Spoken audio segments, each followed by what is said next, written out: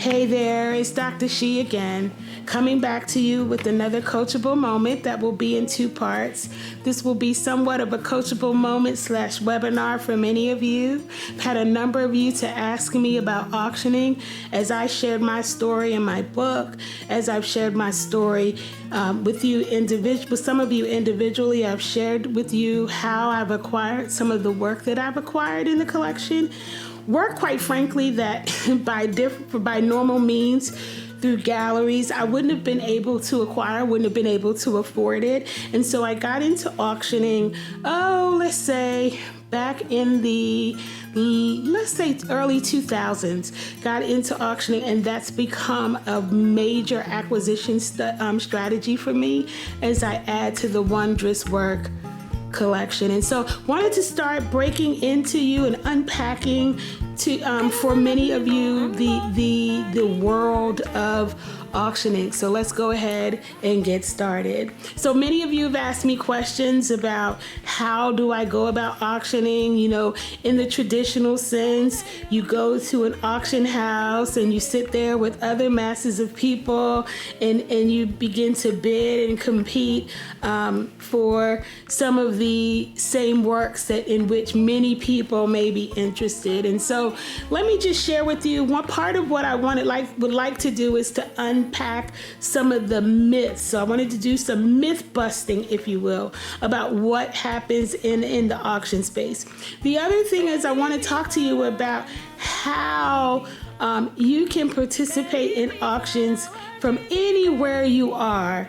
Auctions all around the world, and I've done just that. In many cases, I was successful and got what I was looking for. In many cases, I did not. But I do want to spend some time with you talking about what happens in the auction space, specifically when it comes to art. Now, let me also say to you that if you have questions about any of the content that I'm sharing, you can leave it in the comment section of each of this coachable moment or the part 2. Or you can reach out to me with questions if you don't feel comfortable doing that. You can reach out to me with questions in the comment sections of the Wondrous Works website. Okay, so let's go ahead and get started. So here we go. When we're talking about auctions, especially in the African American space, and this is how this conversation or this webinar is going to be a little bit different, we're going to focus on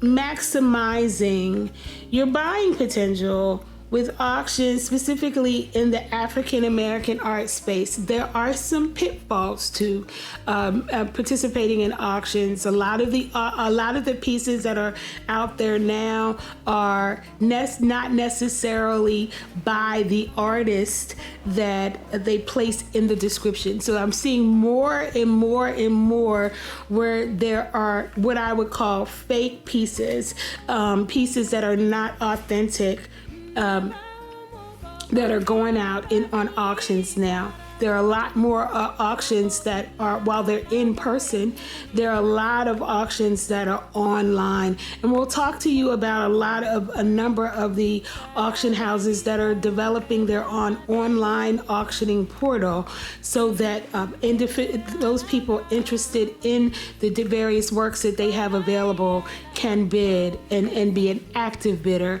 in that process. So let's get started. So by the end of this,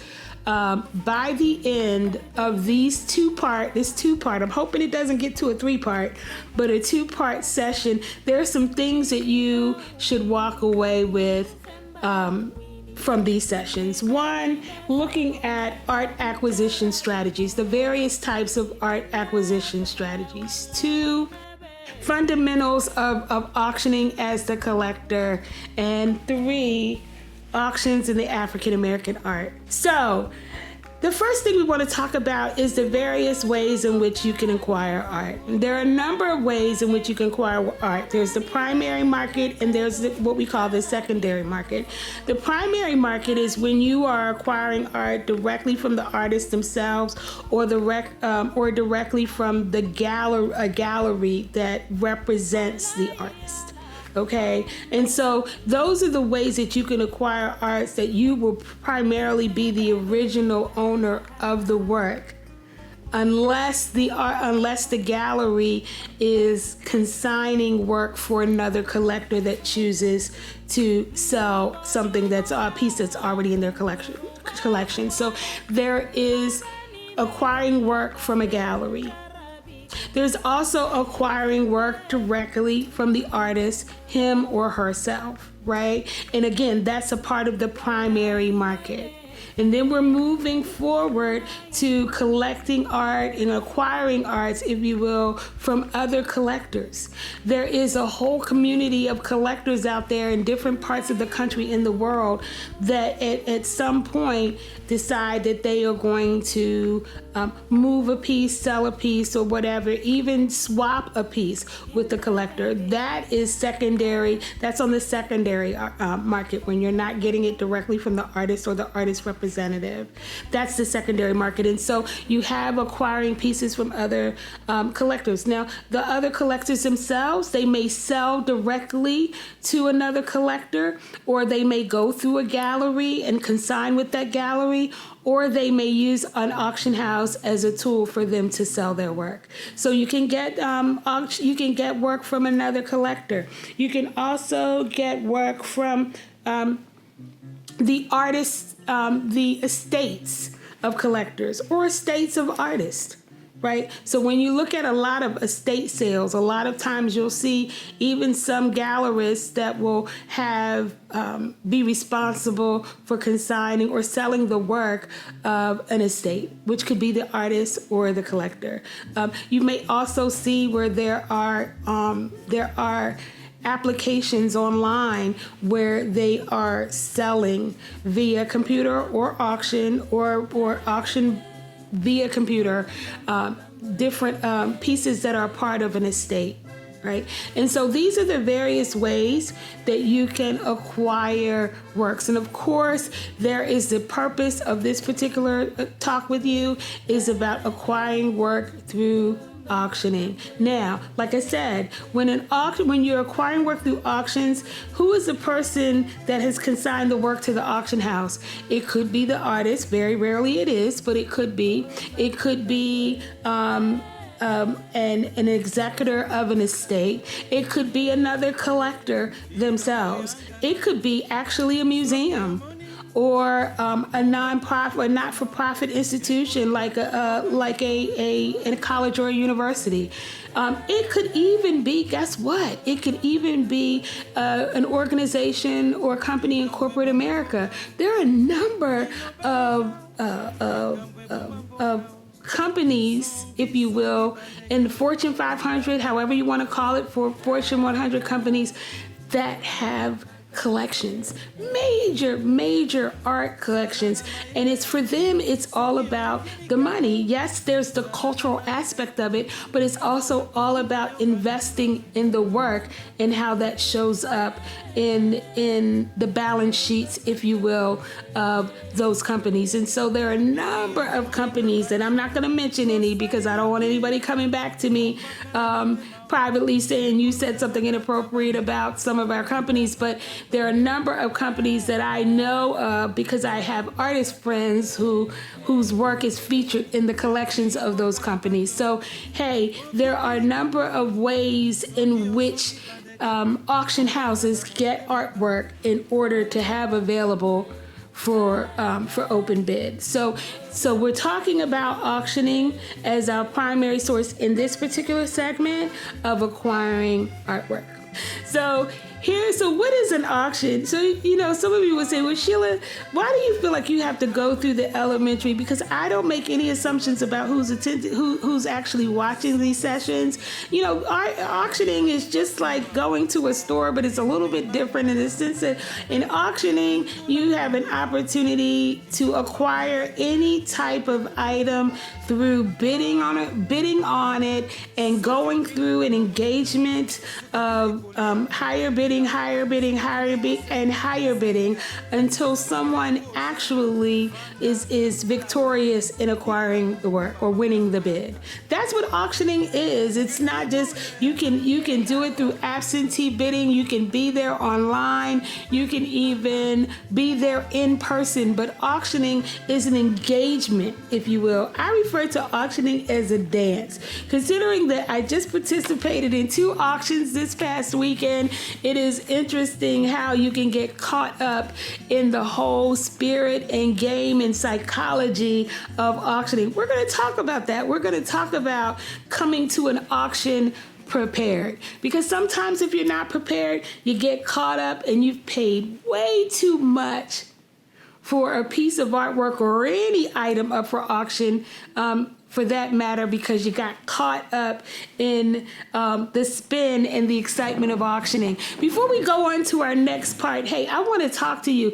I want to talk to you and remind you about the Cosby Show with Heathcliff Huxtable. I don't know if you go back to the Cosby Show, there's an episode where Heathcliff Huxtable was trying to get a piece of artwork for his wife, Claire. And I believe in that particular episode, he had to go and deliver a baby. And so he wasn't going to be able to get to the auction house in person. And so he called the auction house and he said, hey, I'm interested in this piece. And but I won't be able to get there because I have to deliver a baby. I think that was the reason he wasn't able to get there. And the gentleman called him and said, hey, you can participate in the auction via phone.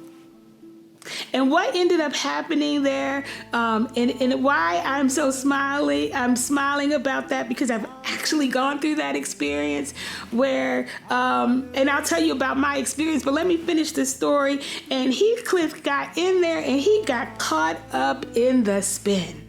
He got caught up in the dance and the excitement of auctioning. I want you guys to go back and look at that episode, right? That was really when I'm thinking that my introduction to auctioning came in the 2000s. My introduction to auctioning came through watching The Cosby Show. Was Heathcliff, was he victorious? Well, I think he got a little excited, and because he got excited, the phone bidder on the other side got excited too. It started going off on this tangent as I remember the show, and they had to drag him out of there because he got so excited. He got the facial expressions because Cliff was telling him, I want you to look them square in the eye and get that look and tell them and grin on them and let them know you're serious. So I mean, telling you now that I'm thinking about the show, hey guys, I'm tearing up watching it. I mean, tearing up thinking about it and just saying, hey, go watch the episode. And that'll give you a sense of how you can get caught up in the dance, in the dynamics, right? In the swirl of auctioning. You can literally lose yourself in the excitement of auctioning, because guess what? Then it takes on an air of competition. I'm not going to let them win it over me. I want this piece and I'm going to get this piece. But you got to remember that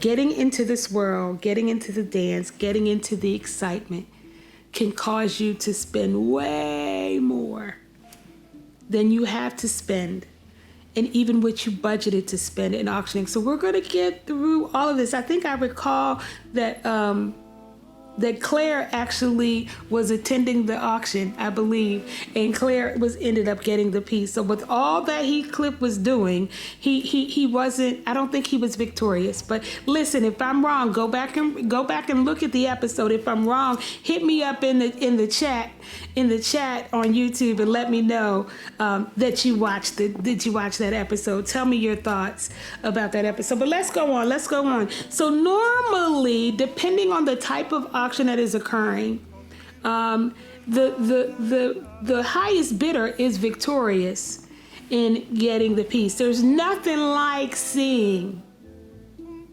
you won coming across your screen in an auction. But here I'm getting caught up in the Heathcliff swirl, right? In the Heathcliff swirl.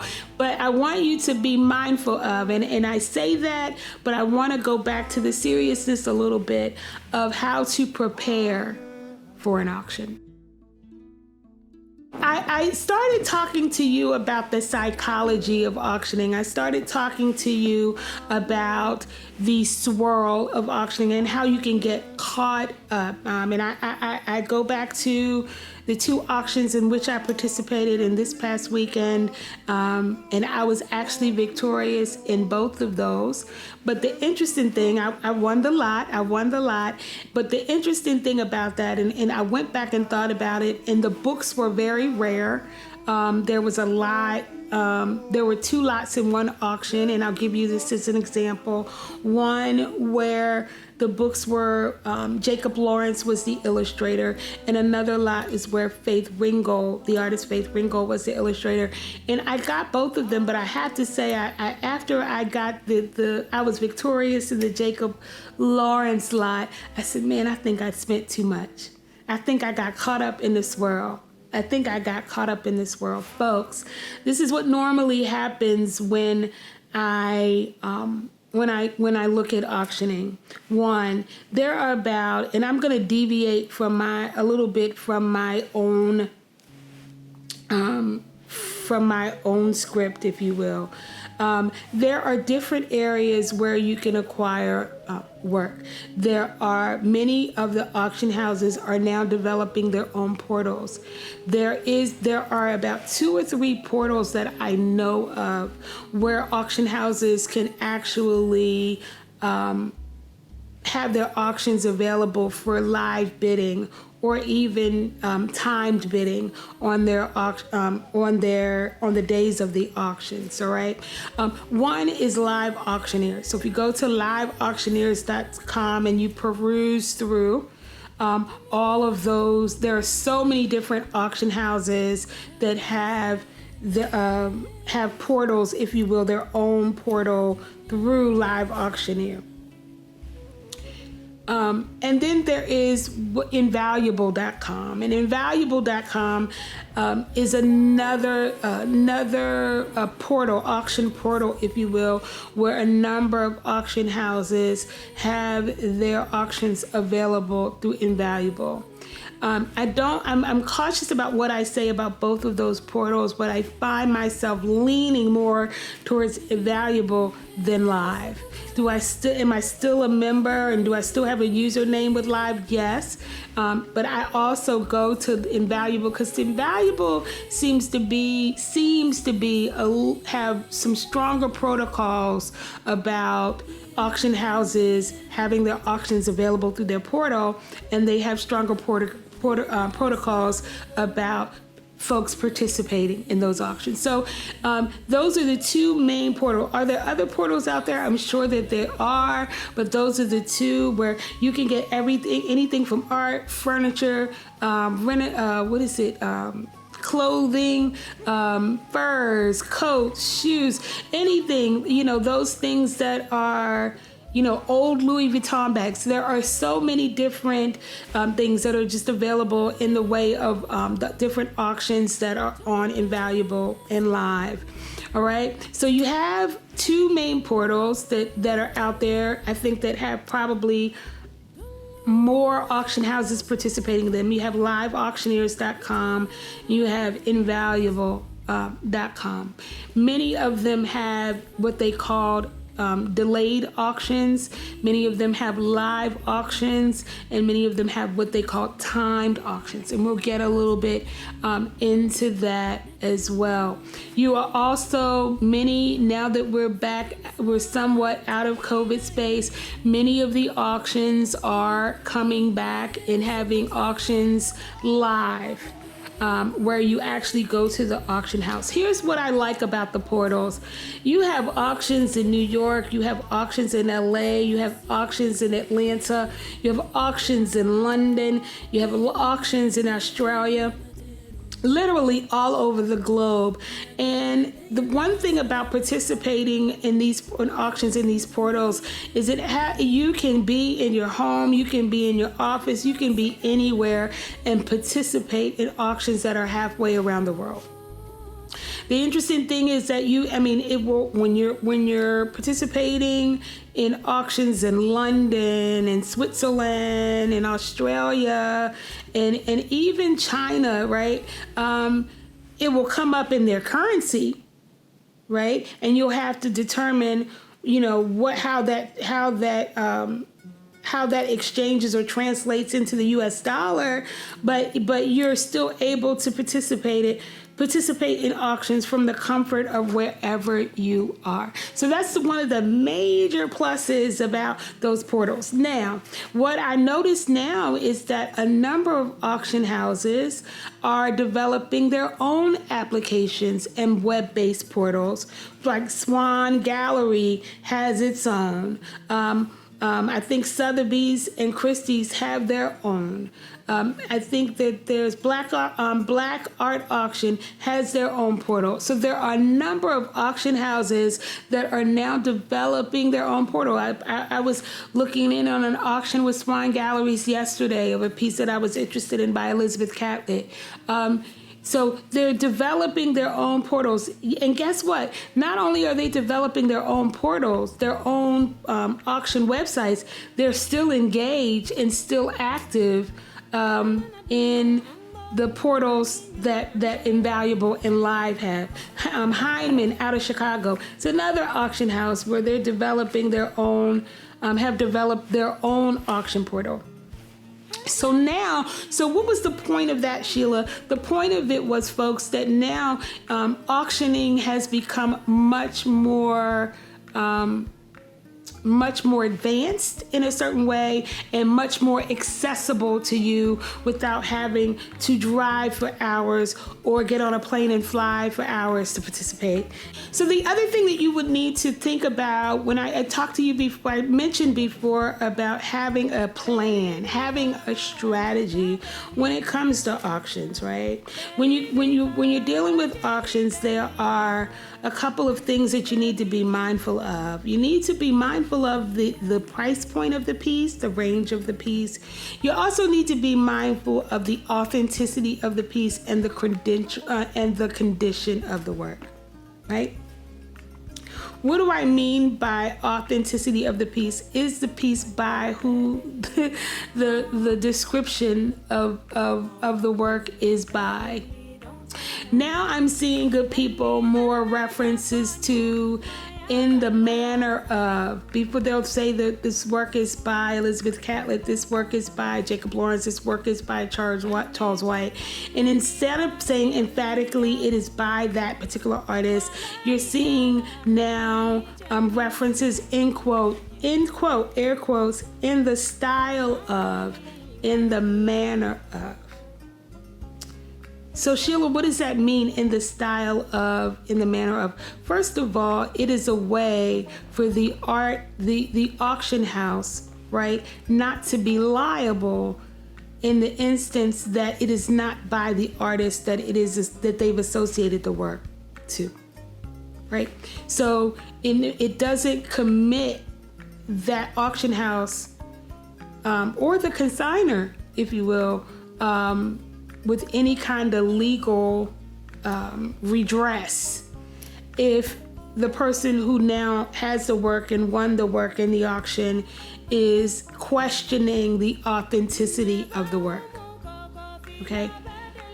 So when you're seeing in the manner of Jacob Lawrence, in the manner of Charles White, in the manner of Elizabeth Catlett, in the style of, be wary of what you're getting. If you just like the piece and you want it, great, go for it. But if you're specifically interested in a work because it's that work by a particular artist and you see in the manner of or in the style of, be very cautious about going for that work. Okay, so that's one thing. The other thing you want to look at is specifically the description. You want to look at size. You want to look at medium. You want to look at all of these things, right? To make sure that, you know, whether if it's an original, if it's an original, if it's a drawing, if it's a painting, if it's acrylic, if it's oil, the medium, the size, and that it's signed by the artist. In some instances, you want to make sure that there are multiple images of the work. In some instances, you'll see the signature on the actual in the corner, either on the left side or the right side. Guess what, folks? In some instances, in the older works, the signatures of the artist or the symbol of the artist is not there at all on the front. It's actually on the back. So you would want to make sure that if there are not a lot of images that are associated with the description or images in that particular description, that you want to make sure that there are images available. So guess what? You can always contact the auction house and say, hey, do you have additional images available? If you're asking for that, if they have them, will share it. The other thing that I want to keep in mind is, hey, look, check this out. I have no perception of size. And you say, well, Sheila, why are you bringing that up? Because you need to, when you're looking at the image of the work, it looks larger than life. But if they're giving you the size that is actually, let me tell you folks, good people, my sisters and brothers, what's going to happen is you're going to see a work that you like. And because it's fully into the frame of that image, you're going to think, oh man, I can see where that would go. You better scroll down and look at that description, because you'll find out, guess what? It's an 8.5 by 11 piece, but it looks like, right? It looks like it might be 32 by 36. Right? And so you have to take care to look at the description. And here's the other thing. The description is also going to give you the provenance. It's going to tell you where the piece, who's consigning the piece, or where it came from, right? Did it come from the artist? Did it come from did it come from the collection of? You will see a number of works that if it came from a collector, it will say the collector of the collection of so-and-so. Or it might say private collector, because some people don't want to divulge their name, right? And so please look at the provenance. If it's not there, ask, what is the provenance? You are a consumer, right? And at the very least, if the description doesn't have the information you need to make an intelligent decision as to whether or not you're going to seek to procure that piece, guess what? You can always ask the auction house for more information.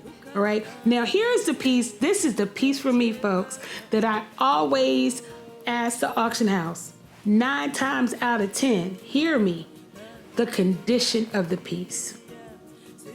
Lighting makes the difference. So I'm going to tell you, when auction houses are taking pictures of work, guess what? They got the lighting set up. They got the lighting set up to get the best look of the work, right? And so you want to ask them, hey, what's the condition of the piece? Because guess what? If they're saying, check this out, if they're saying, looks like it's in good condition under the frame, in frame. Yes, in frame. Looks good. In frame, good condition, in frame. So Cassie goes, well, what do you mean by in frame? That means that piece is framed. They haven't taken it out of the frame to really ascertain what is the condition of the piece. So understand that every time you say in frame, you hear in frame, you don't know how it was framed. So you're taking a little bit of a chance, and you could say, well, what's the condition of the framing? Right? But you don't know how it was mounted, There are different things that we know. So you're saying, Sheila, you're pretty much talking in a way for me not to participate in the auction. Listen, I have gained some very strong pieces. If some of you that have actually seen the collection through acquiring my book, I've gotten some very strong pieces, and I can tell you most of the masterwork that I have in this collection, in the Wondrous Works collection, that you've seen in the book. Guess what? Got it through auctions. And I was able to get some really, really good investments from auctions. So I'm just giving you things of which you should be aware as you consider auctioning as an art acquisition strategy.